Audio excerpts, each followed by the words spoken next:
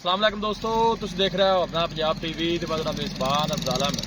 सब तो पहले अपने चैनल को करो सब्सक्राइब, नाल लगी हुई घंटी दबाओ क्योंकि सारी लेटेस्ट और बेहतरीन वीडियो साढ़े दोस्तों तक पहुंचे सब कुछ पहले।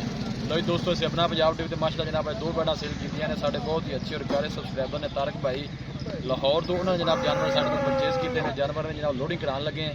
अल्लाह ताला जनाब इन्होंने खैरियत नाल पहुंचाए तो अल्लाह ताला जनाब भाई तारक दे जनाब जानवर नसीबा नहीं करे।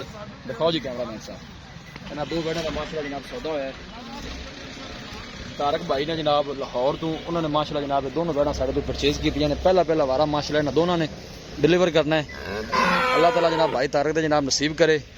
ए देखो जी दूसरे नंबर पर आया वैड़ी है माशाल्लाह, ये भी पहले ने दोनों ही मुँह चो माशाल्लाह चार दंद ने जी।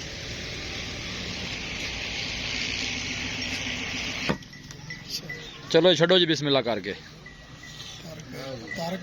तारक भाई ने जनाब सोए असल तो जनाब उन्होंने माशाल्लाह जनाब दोनों जानवर जनाब परचेज किए ने। दोनों माशाल्लाह पहला वैड़ा अल्लाह जनाब नजरे बातों बचाए। अल्लाह ताला जनाब भाई दे नसीब करे जनाब उन्हें पैसे भरे ने।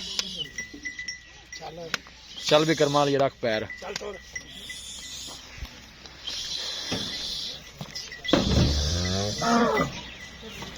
लो जी एक माशाल्लाह जनाब लोड हो गई है। लियाओ जी दूसरे नंबर पर लियाओ भाई शमा जरा ध्यान ना बांध दे।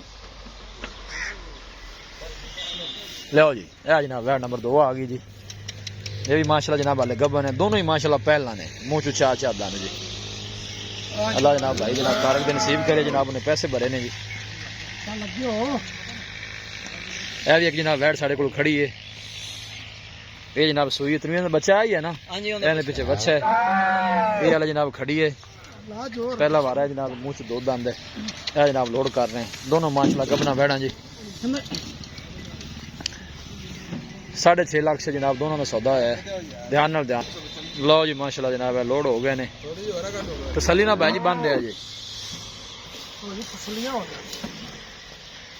वीडियो जनाब पसंद आवे वीडियो नू लाइक और जनाब दोस्तों शेयर जरूर किया करो।